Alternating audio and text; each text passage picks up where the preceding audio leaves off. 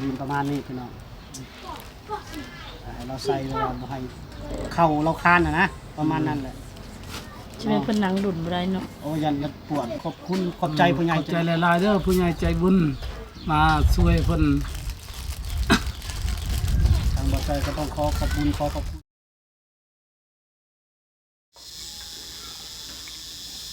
สบายดีพี่น้องสบายดีท่านผู้ชมว่าจะเป็นทั้งภายในและต่างประเทศเด้อพบกับบ่จอยเช่นเก่าเช่นเคยมื้อนี้บ่จอยก็ได้เป็นสะพานบุญให้กับผู้ใหญ่ใจบุญทางต่างประเทศเด้อพี่น้องทางสหรัฐพี่น้องเพิ่นว่าส่งเงินมาจากทางนิวยอร์กพี่น้องเนาะมื้อนี้ฝากมาให้บ่จอยเป็นสะพานบุญมอบเงินให้กับช่วยเหลือของคนที่มีบ่สามารถช่วยเหลือตัวเองได้นะพี่น้องเนาะก็คือเป็นคนพิการอะไรพี่น้องเนาะส่วนซื้อเพิ่นนี่เฮาก็ลืมเลยนางยังต่อซื้อแล้วนะนางห้วยเนาะเพราะว่าเคยมาเป็นสะพานบุญให้เพิ่นปีก่อนนี่พี่น้องเนาะแล้วก็บ่ได้เข้ามาเลยพี่น้องแล้วบ่ได้เข้ามาหาน้องเราเลยพี่น้องมื้อนี้ก็ได้เป็นสะพานบุญให้กับผู้ใหญ่ใจบุญทางต่างประเทศเนาะนำเงินมามอบให้หลังจากซื้อเสื้อผ้าก็ยังอยู่เงินอยู่2 ล้านกีบเด้อพี่น้องเด้อซื้อทรงซื้ออาหารก็คือพวกมาม่าเนาะเป็นไว้ๆเขาซื้อมาพี่น้องแล้วก็มีถุงมือมันเป็นว่าที่จะนำมามอบให้กับน้องเพิ่นน้องพี่น้องเนาะพร้อมกับอัปเดตความเป็นอยู่ของเพิ่นเดี๋ยวนี้อาการเป็นอะไรน้องพี่น้องเนาะโอเคเข้าไปติดตามชมกันเลย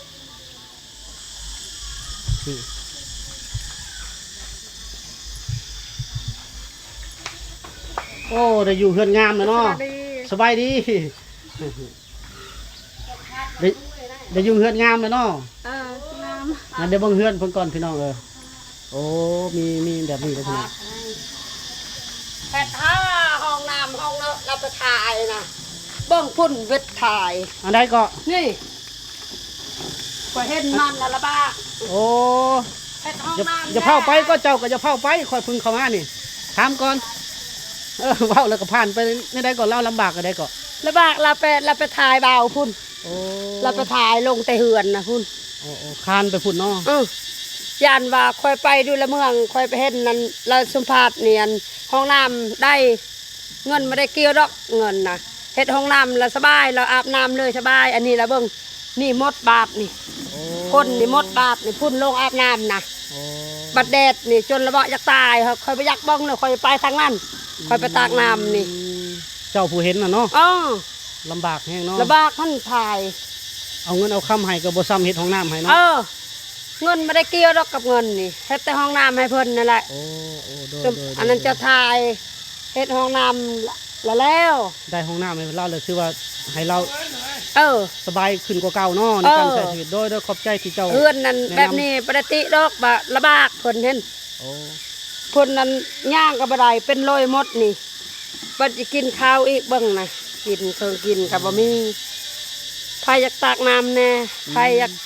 ป้อนให้ข้าวกินแน่ใครอยากโยให้เราไปทายแน่เบิ่งเราลงอาบน้ำพุ่นก้นคือคอยลงอาบน้ำพุ่นอันนี้ก็มดบาดนี่ก้นทางน่ะมดเลยบาดไปเห็นเนี่ยโอ้เขาว่าระบากแล้วสัมภาษณ์แบบนี้อันเฮ็ด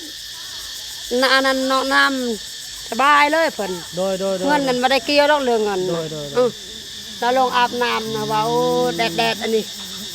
ได้พี่น้องใครแน่ว่าตักให้น้ำบายปอนให้มันอาบอันนี้เราก็เบิ่งเวียกแล้วนะแม่นเขาก็เจ้าเวียกลายเขาจะหาอยู่หากินเนาะตามความลำบากทองแบบนั้นโลดโดยขอบใจหลายเด้อได้น้ำนั่นก็แล้วโดยขอบใจหลายเพิ่นให้ข้อมูลพี่น้องโอ้ได้ข้อมูล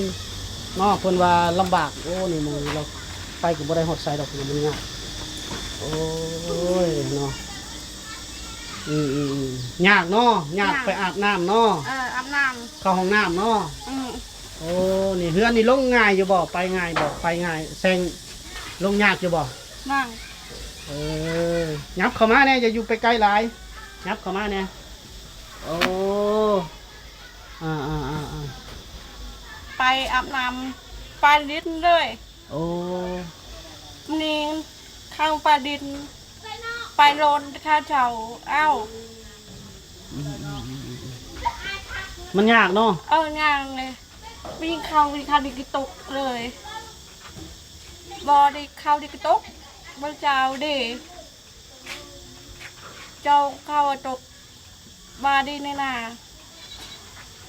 อ๋อ บอลบอลนิ่งเขาปลานิ่งข้านิ่งตกเด็ด บ่อยากเข้าใจปานใดเราเว้าพี่น้อง ขอบ่อยาก ไม่ เข้าใจ ใช่ด้วย กินแล้วข้าวมื้อนี้ กินแจว โอ้ยกินแจ่วผู้จักนี่ซื้อปลากระป๋องมาก็ดีเนาะเฮาก็ผู้ใหญ่เพิ่นก็บอกให้ซื้อตามแผนเพิ่นเฮาก็ซื้อตามแผนเพิ่นนั่นแหละพี่น้องเฮาบ่ได้เห็นตัวจริงเนาะ กินแจ่ว แจว ข้าวกินข้าวนึ่งมาให้บ่หรือว่านึ่งเอง ต้องเด็ก นึ่งเองโอ้อืมเขาก็ไปให้ไปสวนเขาเนาะเดี๋ยวค่อยขอเข้าเบิ่งเฮือนเจ้าหน่อยเด้อโอ้นี่เฮ็ดหยังนี่คือสิดังไฟนี่เนาะ นั่งพายเลย ดังไฟหนึงเฮ็ดกินบ่ ติด เจ้าเฮ็ดเองบ่ เป็น โอ้ ตาจิตคือโดนตาใจ โอ้นี่ห้องนอนเพิ่นพี่น้อง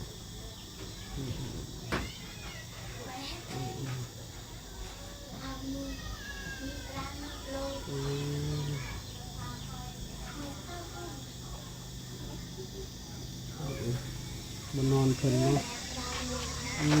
แต่ภายในก็มีที่พักที่เศร้านะเจ้าเฮ็ดกินเองเนาะนึ่งข้าวเอง ข้าวเอง มือได้เขาว่างเขาก็อยู่ซอยเนาะ เป็นซอเต็ม นี่เฮือนนี่ก็เบาใจได้เฮ็ดให้ได้พี่น้องเบาใจเฮ็ดให้หมดเลยบ่นี่ก็เบาใจเฮ็ดให้บ่ บอเนี่ยรู้จักกันอยู่เปล่า เบาใจตะแต่นี่บ่ เฮ็ดตะดงนี่อันนี้ตะบึ้มบ่ แต่ว่าผมจะน้ำเปล่าหนึ่งอันน้ำเปล่าหนึ่ง พรณนาบ่เฮ็ดให้บ่อันไหนพรณนาบ่ตะอ่อนน่ะ อายุจ้ะ ฮะ อายุจ้ะ ผู้ใดเด้ไผบ่หมู่เราโอ้หมู่เราก็มีจะคนใจบุญเนาะเกาะเกยนี่เนาะมันบ่มีระเบียงเลยพี่น้อง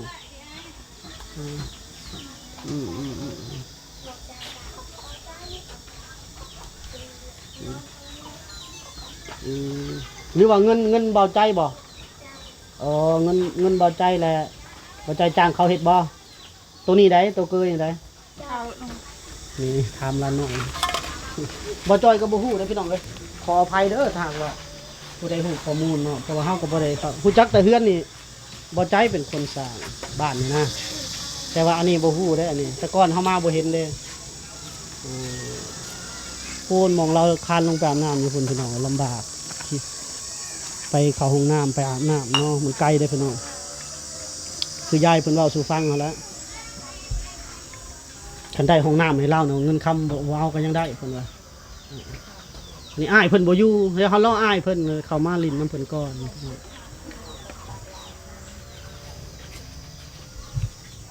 พลนายังไปนะเนาะยังไปรับจ้างพุ่นน่ะก็โทรหาเราเลยดอกพี่น้องรอถ้าเติมนึงกินก็กินแจ่วดังไฟเฮ็ดกินเองตาจาบึมมะนะบ่ตาจาบึมมะนะ กินข้าวกินที่ โอ้กินนี่พุ่นเอาแล้วดังไฟให้หยังซะ กินข้าวข้าวปุ้นนี่ โอ้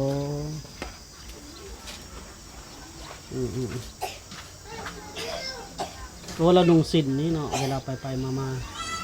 พี่น้องสวยเรือแบ่งปันเขาน่าจะซื้อปลากระป๋องมาเนาะ อีตามผู้ใหญ่ไปให้ซื้อเลย นั่นแหละจังหวะนะเราบนมีอันกินเด้มาม่าอันนี้ก็ยังต้มมีได้เลยนะ ผู้ใหญ่ไปให้ซื้อแถมเขาก็ต้องซื้อไปนั้นแหละ มาม่าก็ยังสิไปต้มไปแกงก็ยังดังไฟ คือลำบากกันเนาะ แล้วก็ยังยากอีกซื้อปลากระป๋องเป็นแพ็คมา แกกินเลย เอารุ่นเปิดได้เห็นบ่เราก็สิกินได้หลายวันอยู่ ห้องน้ำเราอยู่โกดต้นมะขามระยะอะไร เห็นไม่เท่าน้ำเบาเด้ ไปอาบน้ำเลย ไปอาบน้ำเลย บอไปอาบน้ำไปเข้าเป็นดินนี่เข้าพื้นดินแน่โอ้มีห้องข้างในเลย มีห้องนึงนี่ละได้ระเบียงตัวนี้นั่งเขาบ่มีระเบียงนี่สินั่งใส่ แต่ก่อนเฮ็ดปลุ่มอยู่เนาะเขามาเร็วนี่เนาะ แต่ก็ยากเราขึ้นเราลงอยู่ได้ ยากก็ยังโอเคเนี่ยมันต่ำเนาะมันก็เฮ็ดง่ายกว่านี้เนาะ เห็ดเป็นแผ่นง่ายๆจะรันอันนี้บริกบเลยอันนั้นเลยเด้อมันก็ยากเราแล้ว จังหวะตามงบตามอันนั้นแหละเฮาก็บ่ฮู้กันเนาะเป็นเวียกเป็นงานของเพิ่นแต่ว่าเฮาก็บ่ได้ว่าวิจารณ์ดอกแต่เฮาเว้าสู่ฟังพี่น้องได้สำนี้ก็ดีใจแล้วเนาะแม่นโอ้อายเราคือสิมาซ่าเนาะเพราะเฮาสิมีธุระไปต่อเด้จำเป็นแหละคันเพิ่นค่าเวียกบ่มาแล้วก็จำเป็นแท้เราถ่ายแป๊บนึงพี่น้องอ้ายรอถ่ายอ้ายเรามาหับเครื่องหับคองนำเด้เพราะว่าเราเองกับบ่ฮู้รักษาเงินคำแต่เฮามอบเงินมอบคำให้กันรอแป๊บนึงพี่น้องเนาะ โด แป๊ ย บเดียวตอนเพลนนี่กินข้าวแล้วบ่ตอนเพลนนี่ ฮะ กินตอนเที่ยงนี่กินข้าวแล้วบ่ ยังเกลี้ยงเลย กินแล้ว อืม กินกับแจว กินแจวนะ โอ้ตายแล้วกระเพาะแล้วกินแต่แจว จังข้าวกล้อง เจิงข้าวกล้อง ข้าวแจวเนี่ยเจ้าไปนี่ข้าวในแจวบอกข้าวในแจวเลยพอในข้าวเจ๊แจวปอกมิดข้าวบนแจว เอาเนาะหลังจากที่ได้เข้ามาทำข่าวก่อนเห็นแม่ใหญ่เมื่อกี้เนี่ยเรากายมาเราว่าลำบากไปห้องน้ำเห็นเราคานเห็นเราอย่าง โดย คือซีเมนต์นั่นแหละเนาะ แม่นเราคันไปอาบน้ำห้วย ยำห่อนยำนั่นก็คือสิลำบากแฮง แม่น เอาก็สิได้เว้าออกคลิปตอนนี้เลยเนาะพี่น้องเนาะถ้าหากมีผู้ใหญ่ใจบุญที่รับชมคลิปนี้บ่ว่าจะเป็นทางภายในและต่างประเทศเนาะถ้าหากว่าอยากช่วยเหลือทำบุญเนาะสร้างห้องน้ำให้เพิ่นติดต่อเข้ามาได้พี่น้องเนาะเพราะว่าเราลำบากแฮงอะไรแม่ใหญ่นะจนว่าบ่เบิ่งเลยซุ่มเจ้าก็บ่ค่อยมีเวลาอยู่เฮือนเนาะ แม่น ผู้หนึงก็ไปทางให้ผู้เดียวก็เสียหญ้าให้เสียหญ้าสวน แม่น อันนี้ก็ไปรับจ้างพี่น้องเลยเอาเนาะเข้าสู่เรื่องเฮาอีกต่อพี่น้องก็คือมามื้อนี้มีผู้ใหญ่ใจบุญทางต่างประเทศทางสหรัฐพี่น้องเพิ่นมอบเงินมาให้ในเงินกีบเฮายัง2 ล้านเหลือจากซื้อเครื่องซื้อของแล้วซื้อมีแก๊สนึงมาไว้เฮาก็บ่ฮู้สิซื้อหยังเนาะเพิ่นเอาซื้อไว้แล้วพร้อมด้วยส่งตัวนึงเนาะส่งยีนแล้วก็ซบมือลองมือส่งยีนเฮาก็บ่ฮู้ว่าเพิ่นใส่แบบใด ดูโยงตัวไหน ส่งยีนประมาณนี้พี่น้องเราใส่ว่าบ่ให้เข้าเราคานนะประมาณนั้นแหละ ใช่ไหมเพิ่นหนังดุนบ่ได้เนาะ โอ้ยันแล้วปวดบ่ กล้องน้อยบ่จ้อยไม่เห็นเด้อ ผู้ใหญ่ใจบุญซึ่งปีกายนี่ก็คือให้เฮามามอบเป็นคนเดียวกันก็ให้เจ้าจับเงินแทนรับแทนเนาะเพราะว่าซื้อข้าวซื้อน้ำมานะให้ได้กับเจ้าเป็นคนดูแลอยู่แล้วผู้ใหญ่คนนี้เนาะแล้วก็ให้ผู้นี้เป็นเจ้าเป็นอ้ายเนาะเป็นเลี้ยงเราเนาะก็ให้ผู้นี้เป็นคนดูแลไปซื้อข้าวซื้อน้ำให้ได้กับเพิ่นอยู่ในการดูแลของผู้นี้พี่น้องเขาก็เลยติดต่อให้เรามาถ้าเอาเงินค้ำไปไว้นำเราก็ได้อยู่แต่บ่ฮู้ว่าเพิ่นสิเอาไว้แบบใดหั่นนะพี่น้องเนาะนี่ก็ย่อมือขอบคุณขอบใจผู้ใหญ่ ขอบใจหลายๆเด้อผู้ใหญ่ใจบุญ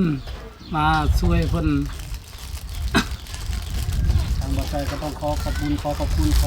อบใจทางให้ใหญ่ใจบุญที่อยู่ทางต่างประเทศหลายๆเด้อที่ขอบใจหลายๆที่ผู้ใหญ่ ช่วยเหลือ